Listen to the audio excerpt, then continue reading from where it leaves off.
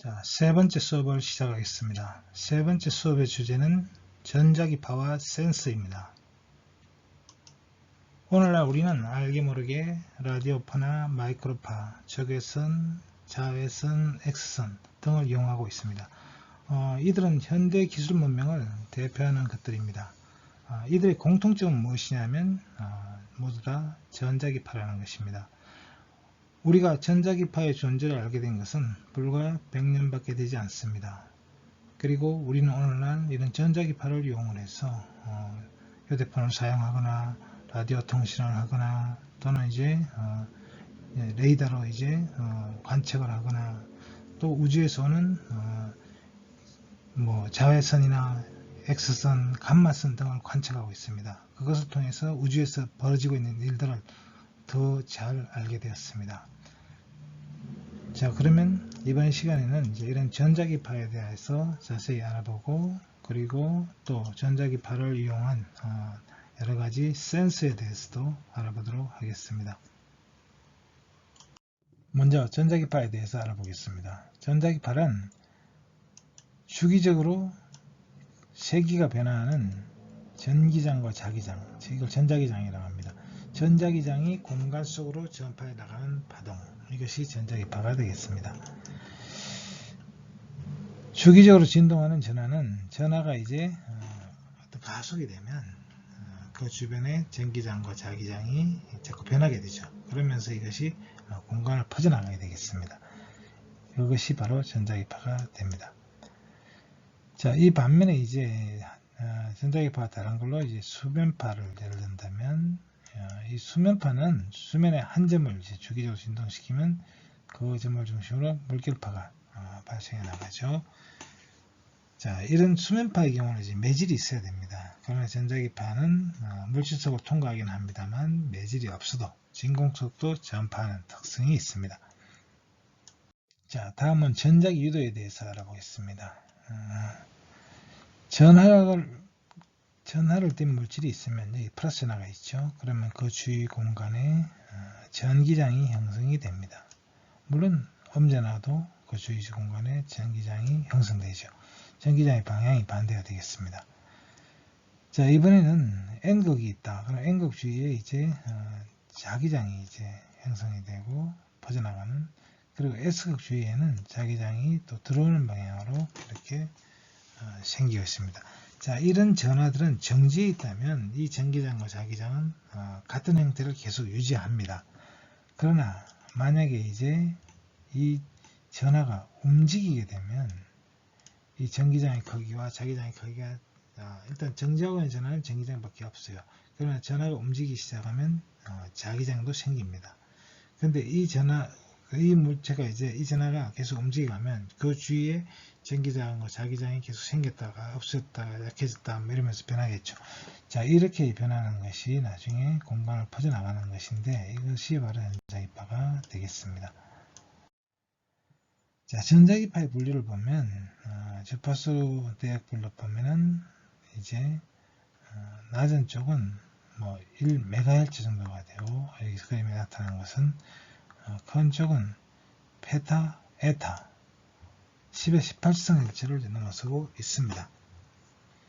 실제로 전자기파는 모든 영역에 다 있다고 이제 이렇게 볼 수 있습니다.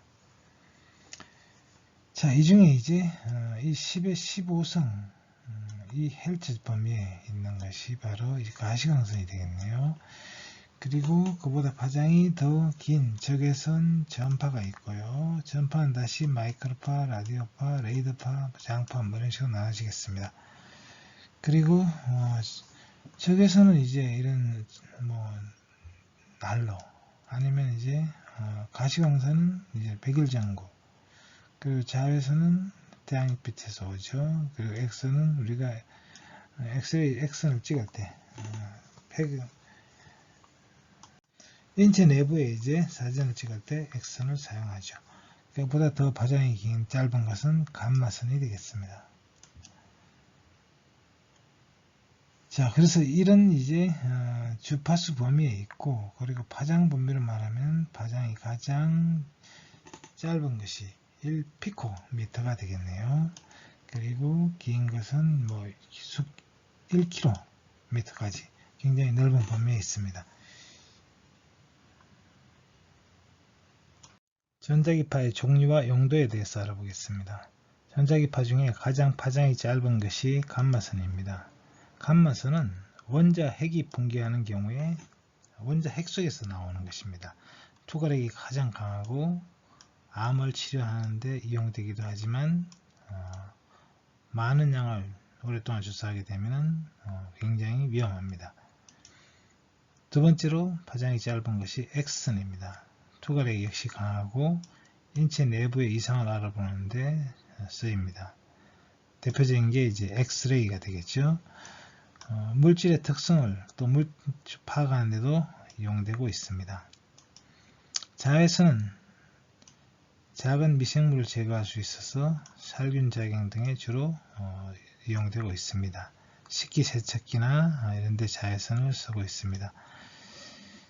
가시광선은 눈으로 볼 수 있기 때문에 가시광선입니다. 사물을 눈으로 볼 수 있는 빛이 되겠습니다. 적외선은 가시광선보다 파장이 좀 긴 빛인데요. 주로 열을 내는 물체에서 발생합니다. 리모컨에 이용되고 있습니다. 전파는 선박과 항공기 운항이나 기상 관측에 필요한 레이더나 위성통신에 이용되고 있습니다. 전파 중에 라디오파는 이제 라디오나 휴대전화 등의 무선 통신에 이용되고요. 그리고 이 마이크로파는 이제 바로 선박이나 항공기 운항이나 기상 관측, 레이더, 위성 통신에 이용되고 있습니다. 자, 그러면 전파에 대해서 알아보겠습니다. 전파는 이제 라디오파라고 하는데요. 음성을 운반하는 라디오에서 유래됐고요. 도선이나 이제 이런 회로에, 전기 회로에서 발생합니다. 용도는 매우 다양합니다. 라디오파의 종류는 이제 파장이 가장 긴 극저주파 ELF라고 합니다.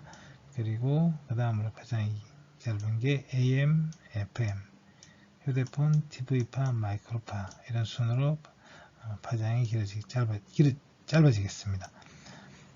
극저주파는 가장 낮은 주파수의 라디오파고 주파수 60Hz의 이제 송전선 같은 데서 발생합니다. 그리고 이 1kHz 근처의 이제 극저주파는 잠수함 통신에 이용됩니다.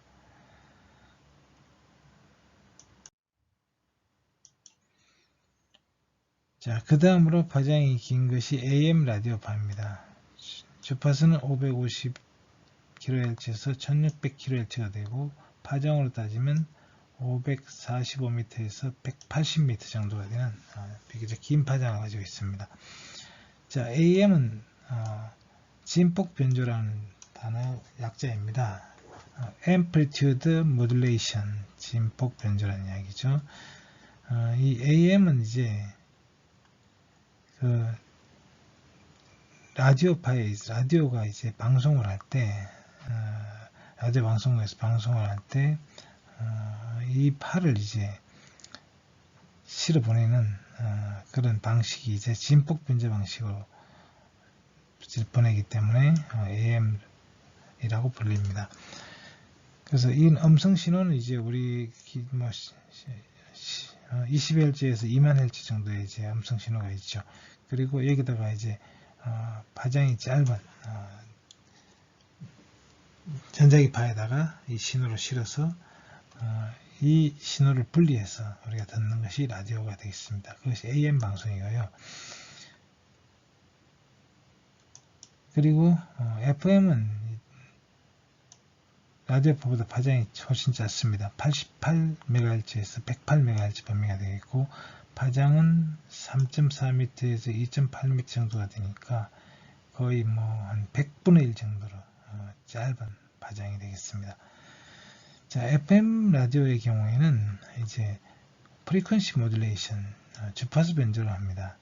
그래서 여기서는 이제 이 AM 방식과 달리 AM 방식의 경우는 진폭 변조를 하니까 커졌다 작아졌다 소리가 이루어지게 되죠. 그러다 보니까 약한 소리는 잘 전달되지 않는 경향이 있어요. 그러다 보니까 잡음이 심하거나 이런 단점이 있습니다. 근데 FM은 그런 방식으로 쓰는 것이 아니라 이 소리 신호에 따라 이 주파수를 이제 바꿔줘요. 그렇게 해서 이렇게 주파수가 바뀌어서 가니까 실제로 파의 세기는 균일합니다. 그렇기 때문에 노이즈가 생기거나 소리가 약해지는 그런 문제가 해결될 수 있습니다. 그 대신 이제 이건 파장이 짧기 때문에 직진성이 강해서 멀리 전파되기에는 어렵습니다. 그 반면에 AM파는 파장이 길기 때문에 전리층이 반사를 하면서 멀리까지 전달이 될 수가 있습니다. 그리고 TV파는 이 FM 라디오파보다 파장이 조금 더 이제 일부는 이제 뭐 겹쳐지기도 합니다만 이 TV파는 FM 라디오보다 파장이 조금 더 이제 좀 범위가 좀 더 넓습니다. 예. 파장은 5.0m에서 0.3m 정도가 되겠습니다. 자, TV파는 이제 음성 신호와 영상 신호를 합쳐서 보내는데 음성 신호는 FM 방식으로 보내고 영상 신호는 AM 방식으로 보내고 있습니다. 자, 그 다음 마이크로파에 대해서 알아보겠습니다. 마이크로파는 파장이 이제 15Hz에서 1조Hz 정도 범위가 되는 파장이 아주 짧은 파가 되겠습니다. 주파수가 굉장히 크고 이제 파장이 짧은 그런 파동이 되겠습니다. 파장은 1mm에서 10cm 정도가 되겠습니다. 전자회로 장치에서 이제 발생하고 원자나 분자, 열진동으로도 발생할 수 있습니다. 자, 이 마이크로파는 장거리 통신이나 위성통신, 레이더, 전자레인지 등에 쓰이고 있습니다.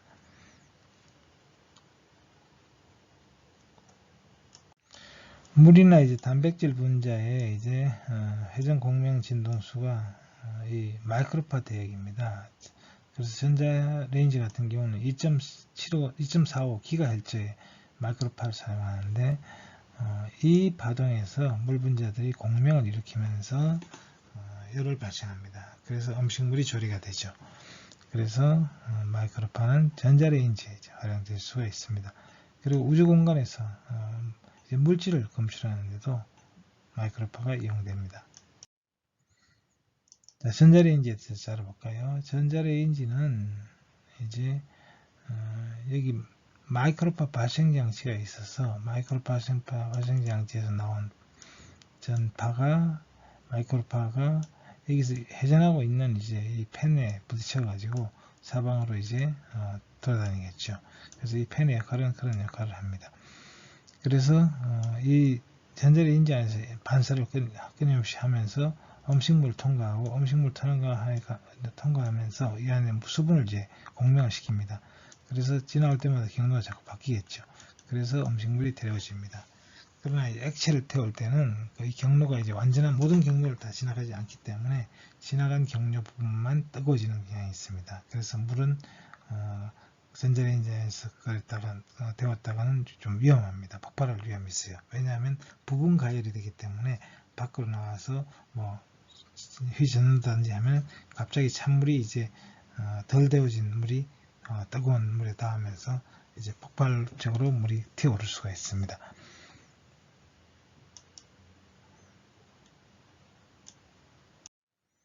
자, 다음은 적외선에 대해서 알아보겠습니다. 적외선은 이 적외선은 어디서 나오냐면 원자나 분자의 열운동, 온도가 올라가면서 원자나 분자가 진동을 해요. 그때 나오는 적외선이 나올 수 있습니다. 그리고 물 분자가 이제 회전에 진동하는데 우리 피부는 이제 이런 적외선 방출률이 상당히 높습니다.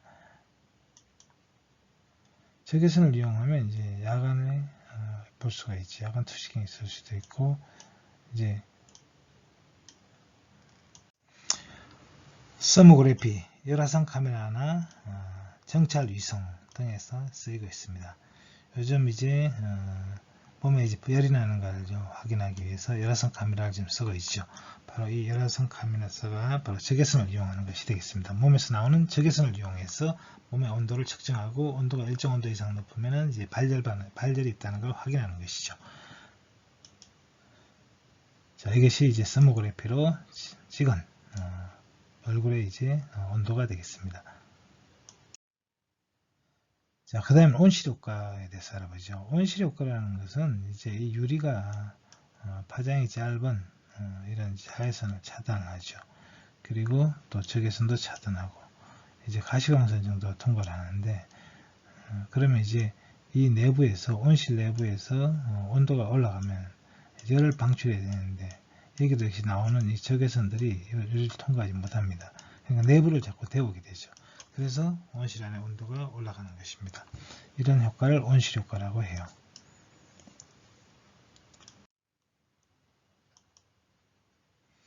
자, 그런 이유 때문에 이제 지구에서 발생하는 이산화탄소에 의한 온실 효과도 그런 것입니다. 이 대기 중에 있는 이 이산화탄소가 태양으로부터 오는 이제 이 태양열이 지구 표면을 데우면은 이 땅에서 발생한 이제 이 적외선이 밖으로 방출돼야 이제 지구가 식게 되는데 대기 중에 있는 이산화탄소가 이 열을 흡수했다가 다시 지구로 지표로 다시 돌려보내요. 그러다 보니까 이 지구의 대기가 열이 빠져나가지 못하고 마치 온실안처럼 온도가 올라가는 현상이 발생합니다. 그래서 이것을 온실효과라고 대기 온실효과라고 부릅니다.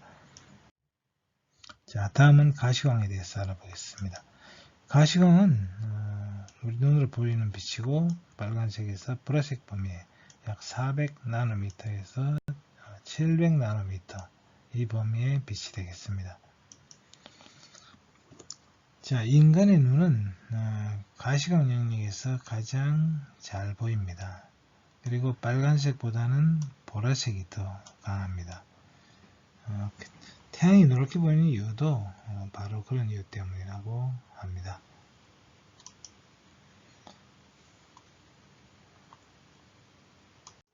자, 가시광은 이제 인체의 눈이 반응을 합니다. 자외선에도 망막은 이제 반응을 하는데 각막이나 수정체를 통과하면서 흡수돼 버립니다. 그래서 자외선을 볼 수가 없는 것이죠. 자, 그럼 자외선에 대해서 알아보겠습니다. 자외선은 원자나 분자의 운동이나 이것이 역이된 상태에서 이제 발생하게 되겠습니다. 범위는 가시광에 넘어서부터 X선 아래쪽까지 되겠고요. 약 380나노미터에서 10나노미터까지가 자외선이 되겠습니다. 자외선은 일단 생명세포에게 해롭습니다. 그래서 최초의 이제 생명체가 바다에서 발생한 이유도 그 당시는 이제 산소가 없었기 때문에 대기 중에 그래서 오존층이 없었습니다. 그래서 자외선이 지구 표면까지 왔어요. 그것을 피해서 생명체는 이제 바닷속에서 탄생했을 것으로 보고 있습니다. 그리고 바닷속에는 이제 깊이 자외선이 들어가지 못하고 흡수돼 버리죠. 그래서 자외선은 이제 피부암을 유발하는 그런 이제 물질이기도 합니다. 근데 문제는 이제 지구에 쓰고 있는 이제 냉매, CFC 같은 물질이 이 오존층을 파괴하기 때문에 문제가 되고 있습니다. 자, 이 자외선을 이용하면 이제 어떤 물질은 자외선을 쬐면 특정 파장의 과시광을 방출하는 형광현상이 일어납니다. X선에 대해서 알아보겠습니다. X선은 고전압으로 방출된 고속의 전자가 물질 속을 통과하면서 속도가 떨어질 때 그때 방사가 됩니다. 이 전자가 이제 물질 원자가 충돌하여 생긴 이온이 이 전자를 포획하면서 그때 이제 빛이 방출됩니다. 그 빛이 바로 X선이 되는 거죠. 자, 영역은 자외선 바깥에서 감마선 안쪽이 되겠습니다. 그러니까 다시 말해서 자외선보다 파장이 짧고 감마선보다는 파장이 긴 그런 빛이 X선이 됩니다. 그러나 이제 자외선과도 약간 겹치고 감마선과도 약간 겹치게 되겠습니다. X는 이제 생명세포에 일반적으로 해롭습니다. 우리가 엑스레이를 찍는 것은 이제 X선을 약하게 한 상태에서 촬영하는 것이고, 실제로 X선이 파장대 자체는 이제 생명체 세포를 이제 파괴할 정도로, 이상을 불러일으킬 정도로 좀 높은 편입니다. 그래서 암이나 유전자 결함을 유발할 수 있습니다. 반대로 또 암 치료에 이용될 수도 있습니다. 암세포를 이제 죽이는 데 쓸 수 있습니다. 그리고 물질 구조를 연구하는데 X선을 사용되고 있습니다. 투과력이 강하기 때문에 물질을 투과해 가죠. 그래서 이 X선을 이용을 해서 물질의 밀도 분포를 찍거나, 아니면 CT도 이제 역시 X선을 이용합니다. 3차원 영상을 찍거나, 또 물질에 이제 어떤 결함이 있거나 크랙이 있거나 뭐 이런 분자 결정 연구하는데 X선이 쓸 수 있습니다. 다음 감마선에 대해서 알아보겠습니다. 감마선은 가장 투과력이 강한 핵 복사선입니다. 핵에서 나오는 복사선이죠. 핵에서 나온 방전된 모든 전자기파가 다 감마선입니다. X선의 상황과 겹치는데 발생원이 다르다고 했습니다. X선은 원자에서 나온다고 하면, 감마선은 원자 핵에서 나온다는 점이 다르겠습니다. 그리고 이 감마선은 물질 및 생체 특성을 보면 투과력이 강하고 생명체 조직에 해롭다. 암치료 역시 사용되고 있습니다.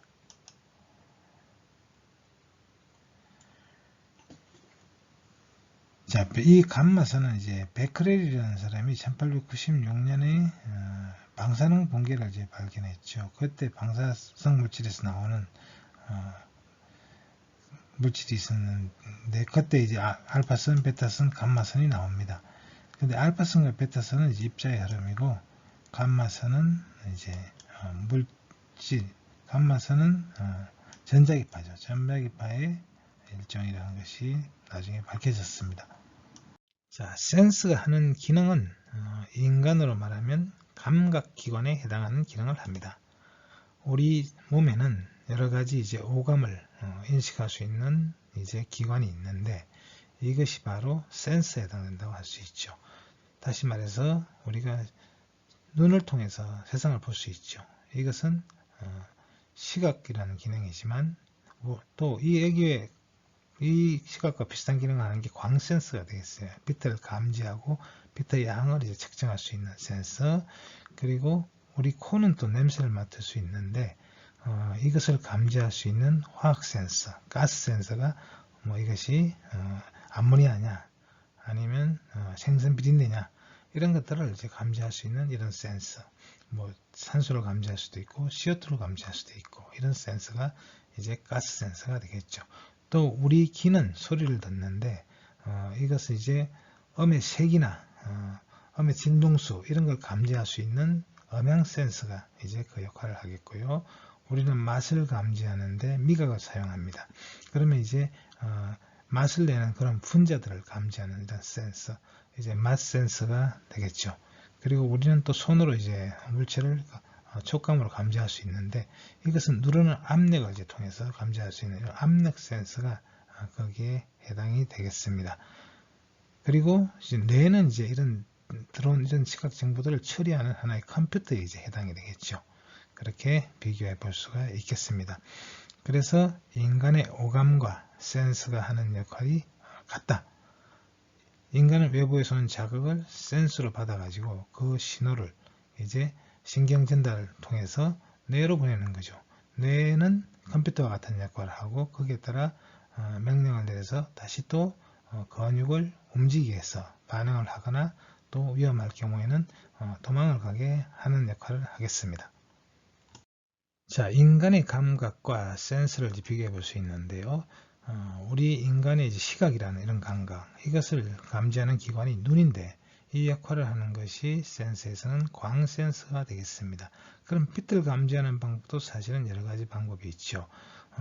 이 빛이 이제 어떤 기전력의 차이를 발생시킨다면 광기전력을 측정할 수 있고, 또 빛이 전자가 튀어나오게 해서 전자가 도선을 따라 흐르게 하면 광전도 현상이 일어나죠. 그리고 튀어나오는 이 전자에 이제 이제 태어나오는 이제 양자, 비트 양자, 광량자를 이제 방출하는 그런 효과로 감지할 수도 있고요.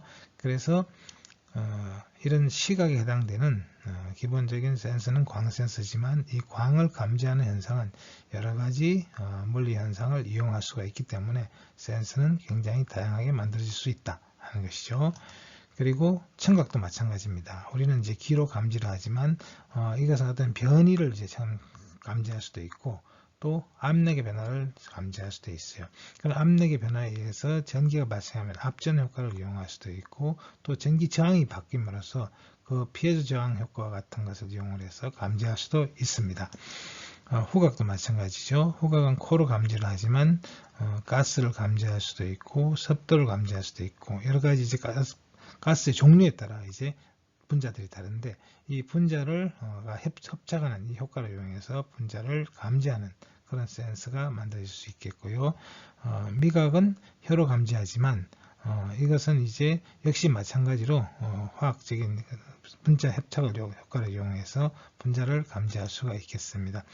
그리고 촉각은 이제 피부로 감지하고 압력 변화로 주로 감지하는데 이것도 역시 압력에 의해서 이제 전기가 이제 발생하는 이런 압전 효과를 이용할 수도 있고요.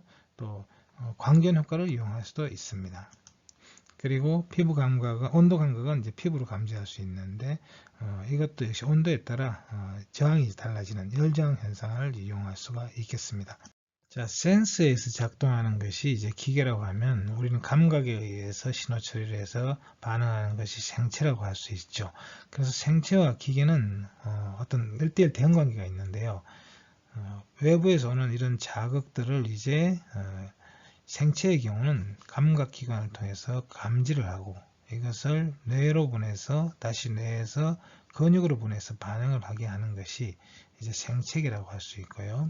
기계의 경우는 외부의 자극을 센서가 감지하고 이것을 컴퓨터 내부에 있는 프로세스가 이것을 처리를 하고 이것을 다시 액추에이터 움직이게 하는 장치가 되겠죠. 이 액추에이터를 통해서 결국은 이제 구동을 하는 겁니다.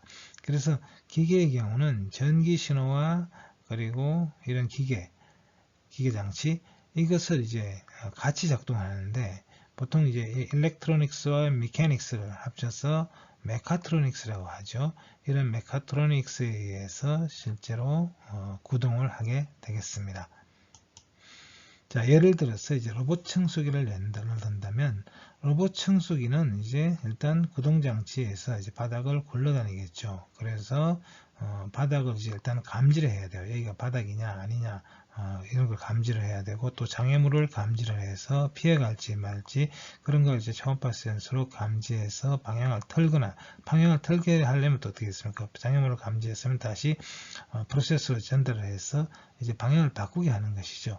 그렇게 해서 이제 먼지를 또 진공 펌프를 가동해서 이제 먼지를 빨아들이게 되겠죠.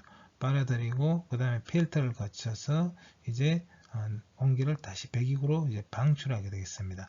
그리고 작업이 끝났을 때 또는 배터리가 다 떨어졌을 때는 이제 충전하는 위치를 파악을 해서 적외선 센서로 그것으로 다시 구동 장치를 이용해서 구동을 해 나가게 되는 거죠. 이런 식으로 이제 반응을 하겠습니다. 자, 센서에는 어떤 종류가 있을까요? 센서를 분류하는 방법은 여러 가지가 있습니다.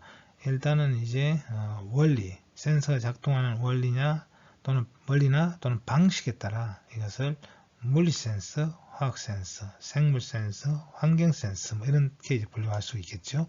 그리고 어떤 물리적인 현상을 이용하느냐 또는 어떤 효과를 이용하느냐에 따라 압력 센서, 초전 센서, 광전 센서 등을 분류하기도 하고요. 또 센서의 재료가 이제 세라믹으로 만들어졌느냐, 금속을 만들어졌느냐, 아니면 반도체를 이용하느냐, 고분자를 이용하느냐, 뭐 여기에 따라 또 구분할 수도 있고요. 또 검출한 이 신호가 아날로그 신호냐, 디지털 신호냐, 그리고 주파수를 활용하느냐, 스위치형이냐, 여기에 따라 분류하기도 하고요. 그리고 어떤 이 센서가 구성되어 있는 그 구성에 대해서 이제 이것이 기본적인 그런 센서냐, 아니면 그것을 조립해서 만들어지느냐 아니면 응용한 것이냐 여기에 따라 또 구분할 수도 있습니다. 센서는 또 기능에 따라서 전기를 이용하느냐, 자기를 이용하느냐, 광을 이용하느냐 이렇게 또 구분할 수도 있고요. 또 에너지 이용 방식에 따라 변환형이냐, 제어형이냐 구분할 수도 있고, 또 이 센서의 용도에 따라 이것이 계층용이냐, 감시용이냐, 검사용이냐, 또는 기기를 제어하기 위한 용도냐. 또 활용 분야가 이제 민생기기용이냐, 자동차용으로 쓰이느냐, 사무자동화용이냐, 또는 연구용이냐, 산업기기용이냐. 센스가 활용되는 예를 살펴보겠습니다. 센스가 활용되는 대표적인 예는 우리가 자주 사용하는 스마트폰입니다. 스마트폰 안에는 센서의 수가 계속 늘어나고 있습니다만 지금 수십 개의 센서가 활용되고 있습니다. 또 다른 예는 스마트 자동차입니다. 자동차 안에도 점점 센서의 양이 이제 늘어나고 있습니다. 100개 이상의 센서가 활용되고 있다고 합니다. 또 앞으로 이제 스마트 홈이나 아니면 이제 스마트 케어 또는 사회 안전을 위해서 많은 센서들이 사용되고 있습니다. 스마트폰 안에는 수십 개의 센서가 사용되고 있습니다. 대표적으로 갤럭시 노트 10의 경우는 42개의 센서가 탑재되어 있습니다. 스마트폰이 사용되기 전에 피치폰의 경우는 음성 마이크나 카메라 이미지용 센서가 있었습니다만 미세 전자제어 기술을 활용해서 스마트폰에서는 센서가 소형화되고 또 전력 소비량이 노출되면서 많은 센서를 탑재할 수 있게 되었습니다. 대표적으로 건접 센서는 스마트폰과 신체 간의 거리를 측정해서 반응을 하고요. 자이로 센서는 단말기의 회전 상태나 기울기를 인식을 하고, 가속도 센서는 단말기가 움직이고 있는 이동 상태를 감지하고, 지자기 센서는 지구자기장의 세기를 측정해서 방위를 측정하는 데 쓸 수가 있고요. 그리고 온도 습도 센서는 주위 환경의 온도와 습도를 파악하고, 기압 센서는 기압 변화를 측정합니다. 그 외에도 휴대폰을 터치했을 때 터치 센서가 작동하고, 또 밝기를 감지하는 조도 센서 등이 탑재되어 있습니다. 자, 스마트폰에 탑재되는 센서의 수는 2010년에 10개 정도였다면 2015년에는 20개 정도가 되고 2020년도에는 40개 이상의 센서가 탑재되고 있습니다. 자동차에도 많은 센서가 장착되고 있습니다. 자동차의 종류에 따라 또 자동차의 가격에 따라 장착되는 센서는 차이가 있겠습니다만 기본적으로 자동차에 장착될 수 있는 센서들을 소개하면, 일단 충돌 감지 센서를 들 수 있고, 그리고 자동차의 서스펜션을 감지하는 센서, 브레이크 압력을 감지하는 센서, 타이어 압력을 감지하는 센서, 그리고 연료량을 체크하는 연료 센서, 그리고 에어백을 감지하는 센서, 내비게이션 센서, 에어컨 센서, 공기 측정 센서 등 많은 센서들이 사용되고 있습니다. 자동차에도 많은 센서들이 장착되어 있는데요. 일단 이 엔진이나 변속기 안에는 압력 센서나 유량 센서가 있고, 또 온도 변화를 측정하는 온도 센서, 그리고 자이로 센서, 이런 것들이 들어 있습니다. 물론 실내 안에도 역시 온도와 습도를 측정하는 센서가 있을 수 있고요. 그리고 친환 환경과 관련된 센서로는 배기가스 센서나 매연 감지 센서, 산소 센서 등이 있고요. 그리고 편의성 측면에서 이용되는 게 주변에 빛 감지를 해서 헤드라이트를 킨다든지 이런 것들을 반응하는 그런 센서가 있습니다. 또 충돌이나 이런 걸 감지하기 위해서 적외선 센서 같은 것들이 접촉을, 또 앞으로 자율주행차가 쏟아져 나올 텐데요. 이런 자율주행차의 경우 외부를 인식하는 많은 장치들이 필요합니다. 그것들을 좀 알아보면은, 이 자율주행차는 일단 전후방의 차량을 인식하는데 레이더를 이용할 수 있습니다. 그리고 주변 환경을 360도로 인식할 때는 이 라이다를 쓰고 있고요. 그리고 차량의 경로와 위치를 판단하는데 GPS 센서를 사용할 수가 있습니다. 그리고 건접 차량이 인식하는데 초음파 센서를 사용하고, 그리고 신호등이나 차량, 보행자 등을 분별하는데 카메라를 사용을 하고, 이런 것들을 전체적으로 데이터를 분석해서 움직임을 제어하는 컴퓨터 시스템이 작동을 하게 됩니다. 스마트홈에도 많은 센서들이 사용될 수 있습니다. 휴대폰으로 창문을 열고 닫고 또 집안의 등을 켜고 끄고 에어컨디셔너를 조절하고 그리고 TV를 켜고 끄고 온도 조절 장치를 컨트롤하고 이런 모든 것들을 이제 휴대폰으로 조절하면서 또 이런 단말기에 이제 이 상태를 이제 표시가 될 수가 있겠죠. 그래서 집안에서 일어나는 이제 여러 가지 스마트 홈에 대한 모델들이 있는데 이것이 아마 점점 더 확장되면서 더 많은 이제 센서들이 사용될 수 있습니다.